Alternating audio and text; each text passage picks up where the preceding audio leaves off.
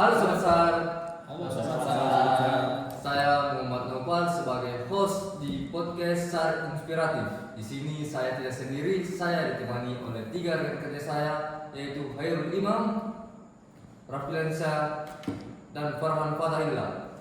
Sobat Sar.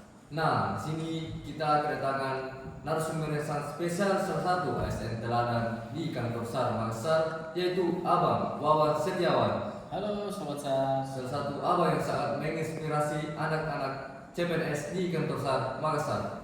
Hari ini kami akan membawakan atau membahas sebuah tema yang sangat penting, yaitu core value ASN berakhlak. Sebelum kita masuk ke sesi tanya jawab, ada baiknya untuk Bang Wawan untuk memperkenalkan diri dulu ke adik-adik atau sobat-sobat SAR di luar sana. Untuk itu Bang Wawan dipersilahkan. Terima kasih Adik Nopal atas kesempatannya.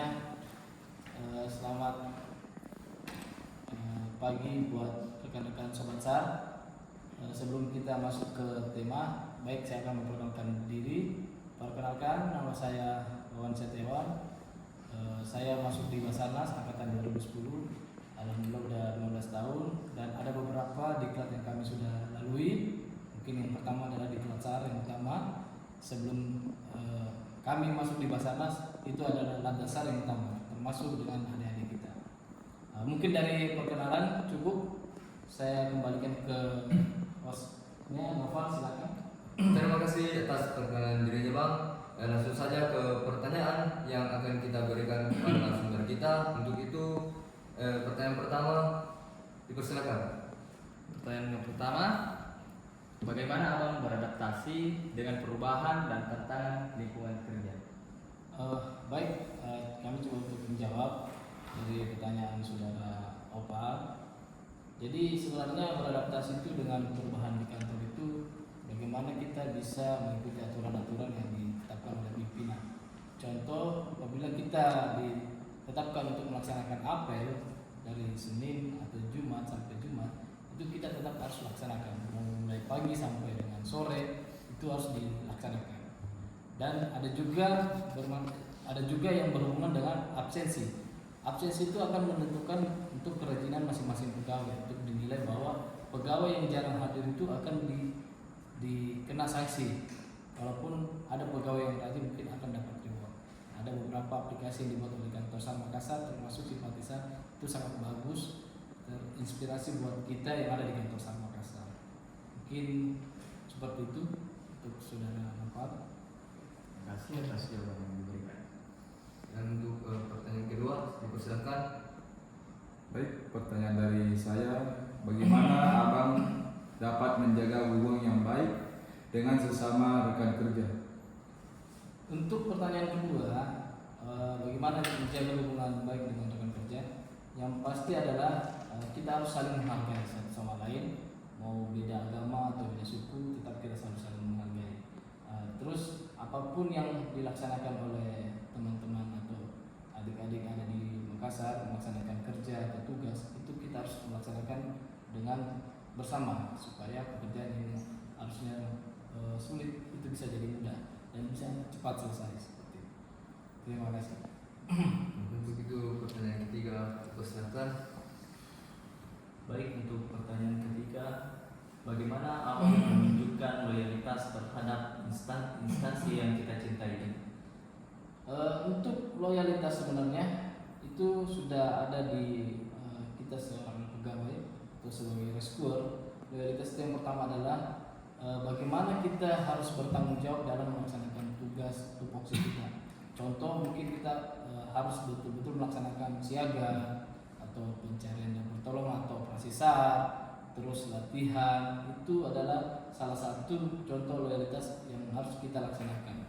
Terus adapun loyalitas tambahan apabila kita diberikan tugas oleh pimpinan atau atasan langsung di hari di luar jam kerja, itu sebagai loyalitas untuk menunjukkan bahwa kita loyalitas terhadap pimpinan atau atasan langsung kita.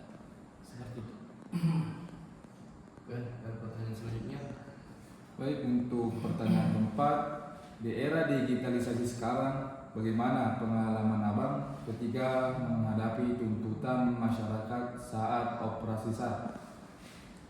Ini salah satu pengalaman kita pada saat teman-teman respon di lapangan melaksanakan operasi SAR. Ini sudah sering terjadi pada saat melaksanakan operasi SAR itu, kadang memang banyak tuntutan dari masyarakat atau keluarga korban. Jadi alasannya bagaimana kita bisa menghadapi itu, kita harus menjelaskan terhadap keluarga korban. Contoh, apabila kita mendapat kondisi di lapangan pada saat situasi malam operasi SAR, kita bisa jelaskan ke keluarga korban atau masyarakat setempat bahwa melakukan pencarian malam itu SOP yang kita laksanakan itu tidak sesuai dengan SOP, karena otomatis jarak pandang untuk melakukan pencarian malam itu terbatas, malah akan membuat resiko yang sangat membahayakan bagi seorang penolong. Jadi yang harusnya kita melakukan pertolongan, takutnya ada yang menjadi korban lagi.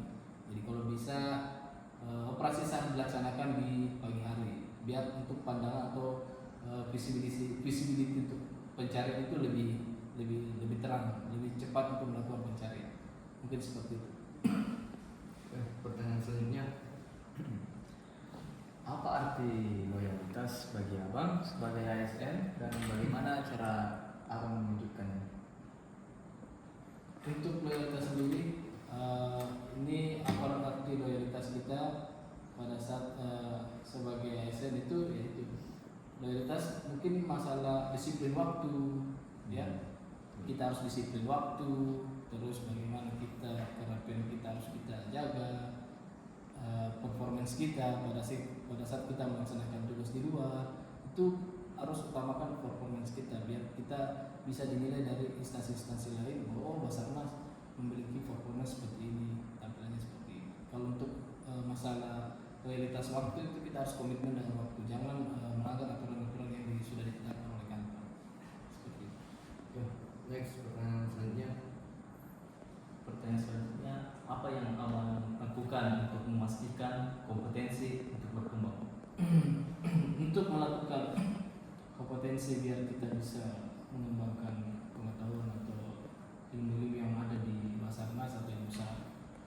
Yang pertama adalah kita harus menjaga kesehatan atau kebugaran tubuh, yaitu dengan cara kita melaksanakan kesamaptaan yang sudah dijadwalkan oleh kantor SAR masing-masing. Contoh, di setiap hari Selasa, Kamis, dan Jumat itu ada olahraga umum.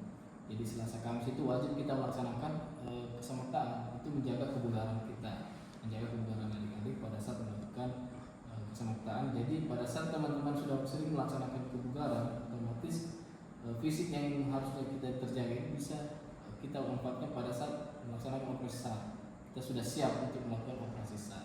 Sama dengan bagaimana pada saat kita melakukan pelatihan, otomatis kita menjaga kesehatan dan tetap kita harus berlatih untuk menjaga kompetensi kita. Contoh, berlatih mengulang-ulang kembali ilmu SAR yang pernah kita dapat. Mungkin tentang materi apakah, Jambel kah, MFA yang teman-teman sudah dapat pada saat latihan. Itu kita akan review terus supaya kompetensi yang kita dapatkan ini tetap terjaga. Seperti itu. pertanyaan selanjutnya, Bagaimana abang membangun kolaborasi yang berhasil dalam operasi SAR? Untuk operasi SAR, biasanya pada saat kita melaksanakan operasi SAR, kita selalu merangkul teman-teman yang ada di lapangan. Contoh, instansi-instansi yang ada di lapangan atau organisasi yang ada di lapangan. Setelah kita merangkul mereka, kita akan membentuk SRU untuk melakukan pencarian. Jadi SRU ini kita tidak menetapkan beberapa satu organisasi atau satu instansi saja. Kita akan membagi beberapa SRU itu akan diselipkan beberapa bagi organisasi atau instansi yang ada di masing-masing SRU. Jadi biar teman-teman yang ada di lapangan juga saling mengenal dan saling akrab. Jadi saling mengetahui juga kondisi di lapangan seperti apa, saling mengingatkan masing-masing instansi dan organisasi pada saat melakukan operasi SAR. Mungkin seperti itu. pertanyaan selanjutnya, Baik, untuk pertanyaan yang ke-8 dan yang terakhir, bagaimanakah sikap abang ketika menerima kritikan dari masyarakat? Nah, ini yang sangat sebenarnya yang sangat harus kita bisa kendalikan, ya. Karena pada saat di lapangan kita selalu menerima kritikan oleh masyarakat, kita harus dituntut untuk bisa mengendalikan situasi, bahwa berarti kita harus bisa tenang mengendalikan situasi. Jadi pada saat sudah kita dikritik atau kita ada dalam tekanan, itu harus kita menjelaskan ke masyarakat atau keluarga korban yang lagi berduka. Kita bisa menjelaskan bahwa operasi SAR itu seperti ini SOP-nya. Kita akan melakukan pencarian seperti ini. Jadi contoh yang saya jelaskan tadi, pada saat menemukan kondisi di lapangan pada saat malam hari, itu kita bisa jelaskan, kita sampaikan bahwa untuk pencarian itu malam mungkin sangat riskan atau sangat rawan untuk melakukan pencarian malam karena visibilitas atau pandangan kita terbatas seperti itu. Ya, mungkin itu.